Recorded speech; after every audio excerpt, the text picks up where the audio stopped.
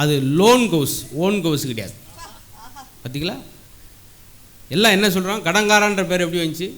எல்லாரும் கார் வச்சுருக்கீங்க, சொந்தத்திலே வச்சுருக்கிறோம், எல்லாம் இஎம்ஐ, கடனில் வாங்கின காரு. அதனால தான் கடன்காரான்னு கேட்பான். கடன்காரா அந்த வார்த்தை எங்கேருந்து வந்திருப்பார்? இந்த மாதிரி அறிவுபூர்வமாக சொன்னால் இவ்வளோ அமைதியாக உட்காந்துருக்கீங்க. அதுக்கு தான் நான் குருவி ஜோக்கு மைனா ஜோக்கோட முடிச்சுக்கிறது. தேவையில்லாமல் ஆழமாக போய் நம்மளே பார்த்திங்களா அது சொல்கிறாங்க.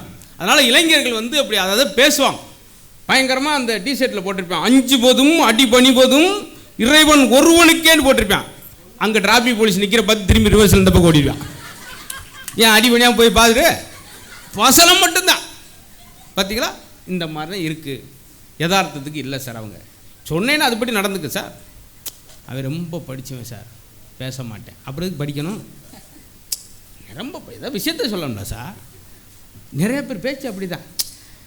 நான் அந்த பெருமைக்காக சொல்லலைனே அப்படின்னா அடுத்து பெருமையாக தான் சொல்ல போகிறேன்னு அர்த்தம். பார்த்துறீங்களா? எல்லாமே முரண்பாடாக நெகட்டிவாக இருக்குது சார். ஒரு இடத்துல அன்பு வழி மாநாடு முடிஞ்சோடனே 7 பேர் வெட்டிட்டு குத்திட்டு அந்த இடத்துல செத்துருக்கான். அன்பு வழி மாநாட்டில் தான் சார் நடக்கணும். தலைவரவே போட்டு சொல்லியிருக்காங்க. இப்படி இருக்கலாம் முதல்ல அன்பு வழி மாநாட்டில் சார். மது ஒழிப்பு போராட்டம் வந்திருக்காங்க 450 பேர், எல்லார்ட்டையும் வகுத்துட்டு வந்துட்டு புடப்பாக இருக்குது, பாட்டில் ஒழிச்சு வச்சுட்டு வந்திருக்கான். மது ஒழிப்பு போராட்டத்திலே மது ஒழிச்சிட்டு வந்திருக்கானே, முரண்பாடு சார். சாப்பாடில் எறும்பு கிடந்தால் தூக்கி எறின, என்னடி எறும்பு திட்டுறான். அதே சாப்பாடில் கோழி செத்து கிடக்கட்டும் கொண்டா பிரியாணி அப்படின்றான். ரெண்டும் ஒன்று தானே சார்.